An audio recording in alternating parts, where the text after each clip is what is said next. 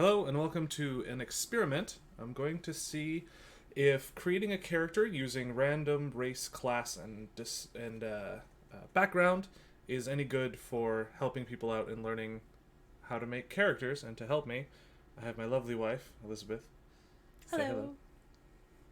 I've been playing for about 20 years now, so making characters has become relatively second nature. How long have you been playing, my dear? About 3 years. Nice. So we'll have a couple different perspectives on this. I figure instead of creating, because I make a lot of similar characters a lot of times. I think it's pretty easy to do, but for this particular experiment, we're going to pick a random race, class, and background, and then try to build a character out of that. And then I'll sort of talk through what I'm doing with each of the different bits and pieces. But let's go ahead and get started. We'll go ahead and hop into the first thing, the race. We're going to go with the player's handbook because that makes life easier. 10. Perfect! I don't know why Asmar's on there, but we'll roll a d10 and go from there. So if you could please roll a d10, and then that will determine what race we're playing. Okie dokie. I got a 9. Excellent. So we're playing a tiefling. Tieflings are fun. They've got a +2 charisma, +2 intelligence, dark vision, hellish resistance, and infernal legacy. There are some other versions of the tiefling, but we're not going to worry about that for now. Dark vision, get your 60 feet. That's loads of fun. Your infernal resistance means that you take half damage to fire. That might be useful, but let's not worry about it for now. And then infernal legacy. You get a handful of spells just built into your race, which is kind of interesting and kind of fun. But those are all details that we'll worry about later. Next, we're going to pick the class. There are luckily 12 classes. So go ahead and roll that d12 and see what we're doing. Just gotta make sure I get the right one. 7. Alright, so 1, 2, 3, 5, 6, 7. Un paladin, which is funny because how many paladins have you played now? Just 2. How many characters have you had? 4. That's fair, okay. What was the other two? There was the wizard with the wild magic. Sorcerer. Mage. Sorry, what? It's a sorcerer. That's fine. Caster. And the bounty hunter. Ooh.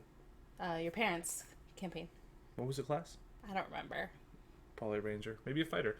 It was a fighter. So we've got our race and our class. Next we're going to pop up. Now we got this little proficiencies guy.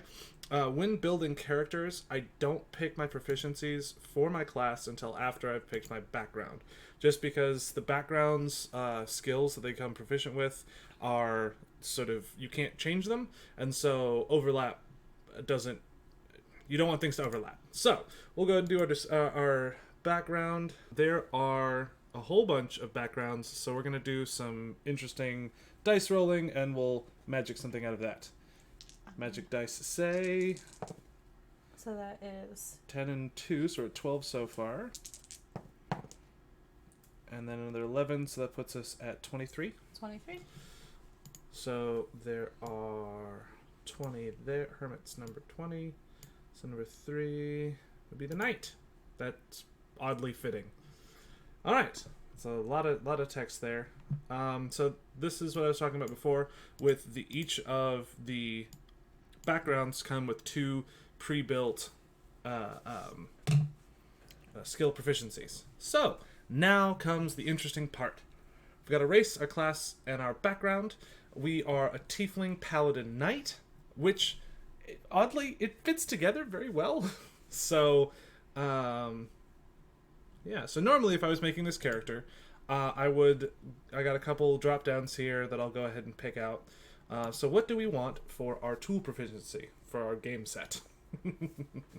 We've got a dice, we've got, actually we probably should continue with our dice rolling. So we got 4 options. I have a D4 here. Excellent. Shocker. Magically managed to get it to land on its top. So we have playing cards that we're proficient in, and then a whole bunch of languages. 1, 2. Alright, so there are 20 different languages, so we're going to roll that d20 and see what language we end up with. And this, I think, in many ways will sort of inform how we're building the character. What languages you have you have to ask yourself, well, where'd you get that language? 18. So 18 will be Undercommon. There's 19 of them, so that'll be interesting. So, Undercommon is the language of the Underdark. So your drow, your Durgar, your Snurfneblin, that sort of thing. That makes sense for my tiefling. Oh, this is your tiefling now. Oh, the tiefling. My bad. You can have it. I got no ownership. So let's pop back to our race again. So we've got our dark vision. We have undercommon.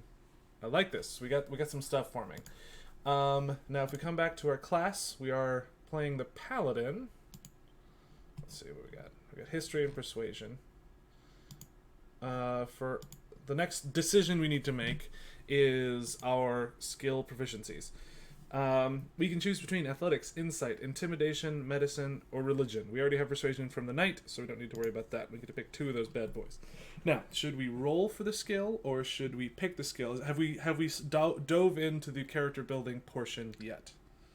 Well, let's look at what the options are again. So our options are athletics, insight, intimidation, medicine, and religion. Well, I mean, if we want to go with what makes sense, we could go with religion. Okay. And then, I think the other 4 that are left, athletics, insight, intimidation, and medicine, are all equally useful. Yeah.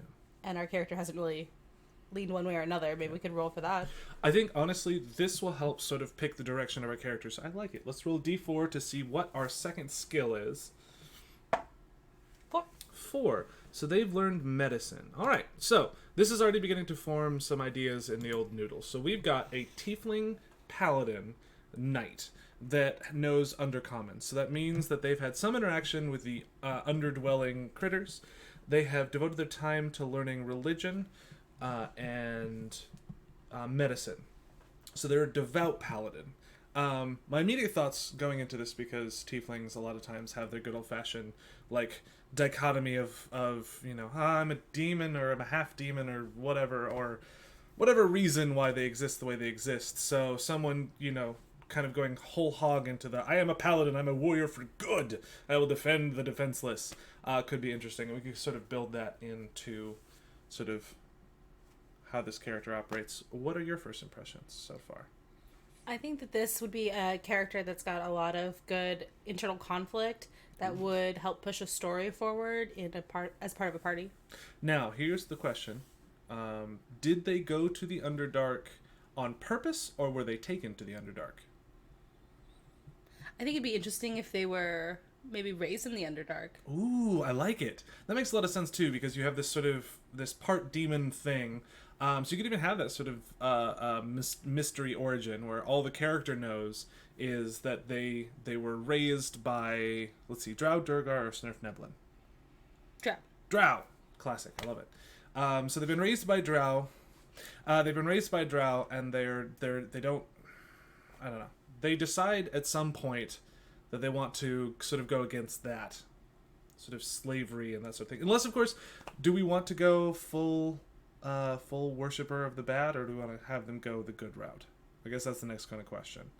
I don't know. I like good route for paladins. I always like the good. Yeah, that makes sense. Also, it makes it a lot easier to interact with party members, because remember, you're not an individual, you're part of a party. So, they found the light, so to speak, and we can kind of figure out where they found that. But in addition, they also found a sort of code of conduct. So they spent time as a squire. So maybe they're sort of being found from the light there was either a group of knights, maybe a group of adventurers that went down into the Underdark and sort of liberated them and sort of showed them, hey, there's this whole other world that isn't you being rude, to use the correct term.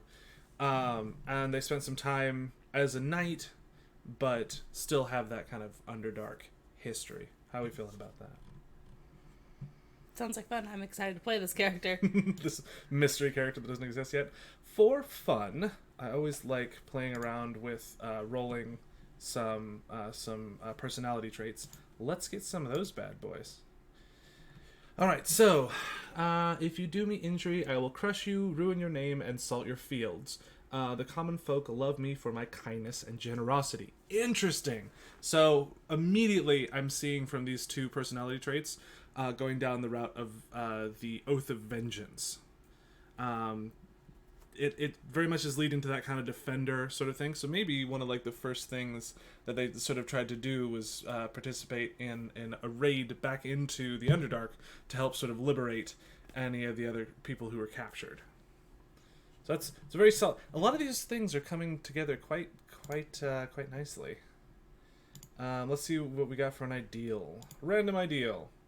Ooh, chaotic independence. I must prove that I can handle myself without the coddling of my family. Man, this is playing into the same thing more and more. It's like it sees what we're trying to do. So yeah, that fits in very nicely. Bond.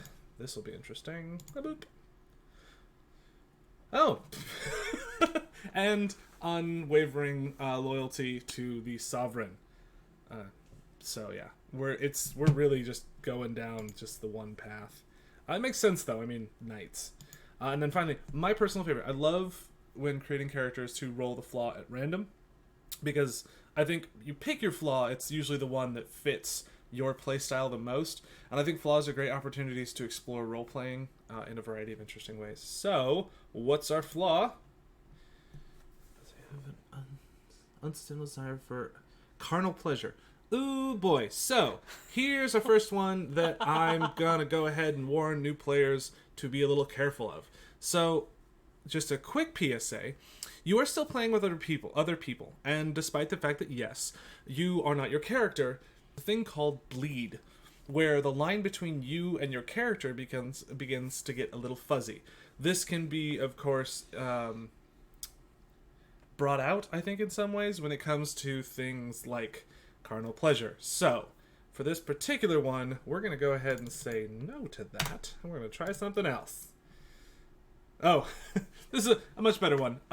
In fact, the world does revolve around me. Real quick, to go back to the flaw before, that doesn't mean that you can't do things to do with carnal pleasure. I'm just saying that it is an interesting sort of minefield to traverse. So I'm going to go ahead and steer new players away from that for now. That being said, you should know what you are comfortable with and what your group is comfortable with. So feel free to explore with that. So, in fact, the world does revolve around me. So, we've built a character, I think, with a lot of sort of the notions and design of this. So we've got...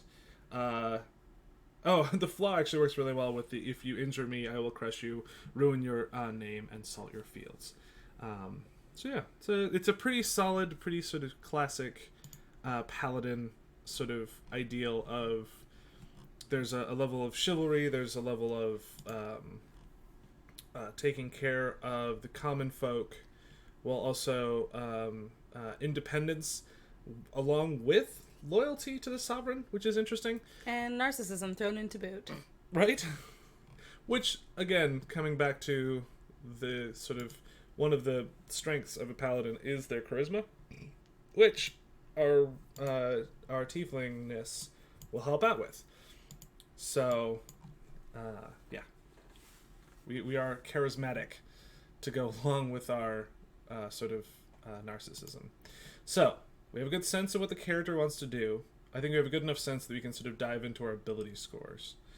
I'm going to do the standard array because it makes life easier.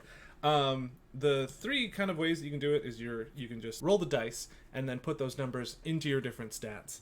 There's a couple different ways that I've seen DMs do that. I find that a lot of times you'll end up with characters that are stronger than others, so I prefer to either do a point buy or a standard array. I make a lot of characters very quickly for new players, so a lot of times I'll just do the standard array because it's just quick to throw stuff in. We're going to do that for now just because, again, this is a relatively quick build. Well, not really quick build, but a simple build, we'll say. Here's the next question. We have a bonus in charisma and intelligence. So our numbers we have to choose from are 15, 14, 13, 12, 10, and 8. Generally, even numbers are what you want to go for. Even numbers are good because they're what bumps you up to the next level. So, for instance, a 12 and a 13 both give you a +1, whereas a 14 will give you a +2. And again, a 15 is also only a +2. So, we don't have a fighting style yet. I think that's next level. So for right now, we get to decide Are we going to do... paladins generally are sort of more your combatants, so the question is, are we going to do dex-based combat or strength-based combat? What are you feeling? I love a good strength-based combat. Strength-based is nice. So we've got two options. I've got a couple options. If we throw a 15 in here, that means that all we have to do is put another point in at level 4, and that's now up to a 16, means you're going to hit harder. But we also have this +1 to intelligence. If we wanted to be a genius, we could throw that 15 in there, bumping it up to a 16. Do we want to be particularly smart? Do we like to be being crafty? Does this character feel crafty to you? Not particularly. No. So let's go through that 15 into our strength. Just get that taken care of now. Here's the next question. So we've got a bit of a narcissist. Do we want to throw the 14, our next highest number, into our charisma? From a characteristic standpoint, I think it's fun to have just a very strong force of will sort of character. That would make sense why this tiefling was able to become a knight, and also adds to the power of the paladin itself. So what do you think? I like it. I do too. And it makes sense for a narcissist to be able to back it up. The other option that could be hilarious is a narcissist with just a 10 to think that, I'm the very best, but nothing to back it up. But for this particular character, them being sort of scrappy and particularly good at things seems like more fun. So, we've got our two high ends. Here's the next question. What is the weakness of this character? My immediate thought is wisdom, because what's funnier than a narcissist with low wisdom? I don't know, but I find that kind of entertaining. That being said, I am also a fan of throwing low numbers at Constitution sometimes, just because I like the idea of a sickly character. And almost every single time, I will always not do that at the last second, because that -1 to hit points is just hard. Right. Especially if this is going to be a frontline fighter, having less hit points seems difficult. But, who knows? I'd say putting the 8 in wisdom would probably be the smart choice. Yeah, and we're playing with tropes for this particular one, so let's lean into it. So, we have a narcissist that is very charismatic, and not particularly wise. So yeah, so now we've still got our 10, our 12, and our 13. What could be fun is we could continue down this path of sort of a crafty paladin. We got that +1 to our intelligence, so if we throw the 13 in there, that'll bump that up to a 14, and then we've got a pretty sizable bonus. That means that we're more knowledgeable in our religion, and we can do some sort of interesting stuff with that. I actually do like the idea of being intelligent, but not having a high wisdom, and that you have a lot of info and not a lot of application. You know what's funny? As we're building this character, I'm seeing sort of a Tony Stark. Loads of charisma, loads of intelligence, just kind of a butthole. Alright, so we're down to our last two. We've got a 10 and a 12. So we've got that high strength. We're now faced with the option of, do we want more hit points and less armor, but with our less armor class to begin with, we can put that heavy armor on later and not have to worry about, dealing with losing our dexterity bonus. Because as soon as you go into heavy armor, you lose your dex bonus to your AC. I'd say lower dex. So we're not going to be doing any finesse weapons. Yeah. Okay, so this is an interesting... so looking at these numbers, I see an interesting sort of dichotomy bubbling to the surface, so to speak. So we've got a character with pretty high strength, very high... their strength, intelligence, and charisma... actually, their strength and intelligence are the same. Their charisma is actually higher than their strength. So this is the person that can lean on things like persuasion or intimidation or that sort of thing, although I don't think we picked either of those. What skills do we have? So we've got medicine and religion, and then we've got history and persuasion. So we have persuasion. Yeah, okay. So this person definitely can convince people to do things for them. So when playing this character, because you have the heavier charisma, sure, you'll have access to the better weapons, the better armor, but you also have your greatest strength for this character is their charisma. And kind of an interesting thing sort of from that, going back to, again, our description. So you've got a character that is fiercely independent, and they love the common folk. Or the common folk love them for their kindness and generosity. That sort of fits together with the high charisma and intelligence. So I'm liking this. It started out kind of cliche, but has taken a sort of interesting turn at the last minute, where this character has become sort of more crafty than necessarily destructive. They can still hold their own in a fight. I mean, they've still got that 15 strength and 12 constitution, so they've got hit points to spare, and pretty good stopping power with the old swing of the weapon. Plus, they're paladins, so they've got their magic to put behind it. Also, for starting characters and for almost everything, I will almost exclusively go with the equipment option. As you play through the game, you will eventually get more gold and more stuff. So, just starting with this, is my preferred method. That being said, you know, do what you see fit. So, do we want... we should roll for this. So we've got a martial weapon and a shield, or 2 martial weapons. So this will determine what kind of fighting style they have. If you could, for me, roll... let's do a D6 and do evens are the top, odds are the bottom. Okay. So we got odd. So we're doing 2 martial weapons. Now, we got the next question. Should we roll for it? Sure. Roll D12 twice. D12 twice. I like it. Just gotta find it. Yeah. So 6 and 7 is 13. 1, 2, 3, 4, 13. Longsword. Interesting. Okay. So if we're doing longsword, I would... No, you can 2-hand a longsword, though, but you can also 1-hand it. That's a fascinating thing. You know what? Let's grab the longsword. Again, we're not doing this for efficiency's sake. We're doing it for the sake of something kind of interesting. So let's do... You know what? Let's go ahead and roll those 2d12 again to see what their second weapon is. Although I kind of wanted to have them do a net. A longsword and a net? Yeah. No, it's a fun... And it makes sense for them being sort of an Underdark sort of post sort of person. I think I might just say that the net is our best bet because it seems kind of fun. What do you think? Sure. Or a whip. Nets or whips. I kind of feel a net though. A whip is fun though. Yeah, we haven't done a whip. I think a whip would be funny and fun. Also, don't tieflings have tails? The whip is sort of like a tail. That's true.